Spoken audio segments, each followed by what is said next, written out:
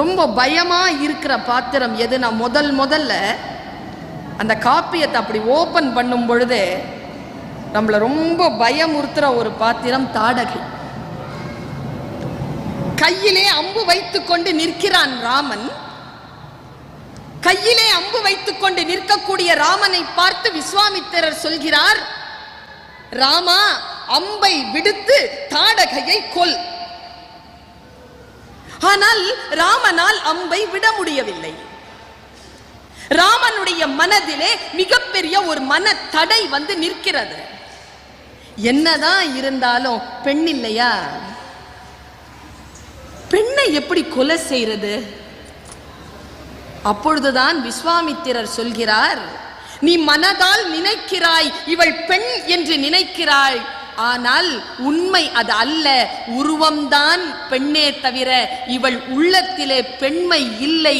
பெண்மை இல்லாத வெற்று பெண் என்கின்ற உடலைத்தான் நீ கொல்லப் போகிறாய். அதனால் பெண் தன்மை நீங்கிய இந்த பெண் உடல் பெண் இல்லை, பேய். அதனால் நீ இவளை கொல்லலாம் என்று விஸ்வாமித்திரன் அடியெடுத்து கொடுக்கிறான். கம்பன் பாட்டு இப்படி எழுதுகிறான்.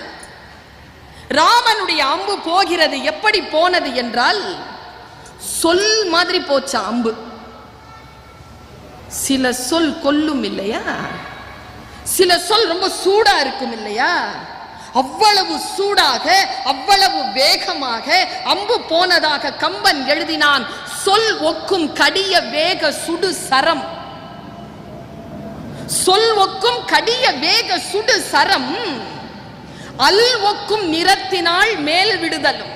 அல்லுனா கருப்பு. அல் ஒக்கும் நிறத்தினால் மேல் விடுதலும். கல் ஒக்கும் வைரக்குன்ற நெஞ்சில் தாங்காது அப்புறம் கழன்று கல்லா புல்லோர்க்கு நல்லோர் சொன்ன பொருள் என போயிற்றன்றே என்று எழுதினான் கம்பன். நான் இங்க நிறுத்துறேன். தாடகையின் வதம் நிகழக்கூடிய இந்த நிலையில் பெண்மை என்கின்ற அந்த உச்ச நிலையை கொண்டு கம்பன் தன் சூத்திரத்திற்கான அந்த சூட்சுமத்தை இயக்குகிறான். பாருங்கள், பெண்மை நீங்கிய அந்த பெண்ணினுடைய உடல் அந்த ராமபானத்திற்கு இலக்காகுகிறது. உடலை கடந்து அம்பு போனது. ஆனால் கம்பன் உடல் என்று சொல்லவில்லை, நெஞ்சு என்று சொன்னான்.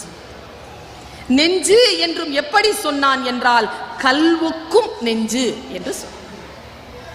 பெண்மை நீங்கிய பெண் உடலில் இருக்கும் நெஞ்சம் கல் ஒத்தது, கல் போன்று இருந்தது என்றார்.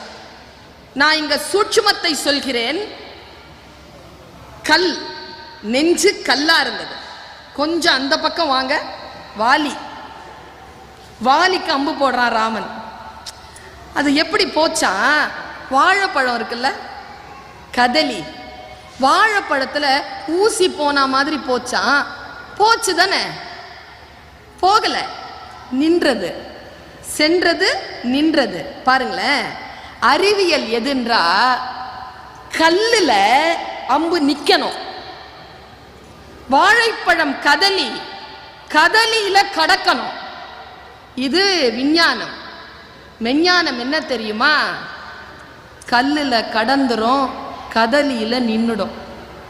மனம் பழுத்து இருந்தால் ராம அம்பு நிற்கும், மனம் கல்லாக இருந்தால் ராம அம்பு கடக்கும் என்கின்ற ஆன்மீக தத்துவத்தை இந்த பெண்மை என்கின்ற அடிப்படையை வைத்து நகர்த்துகிறான் கம்பன்.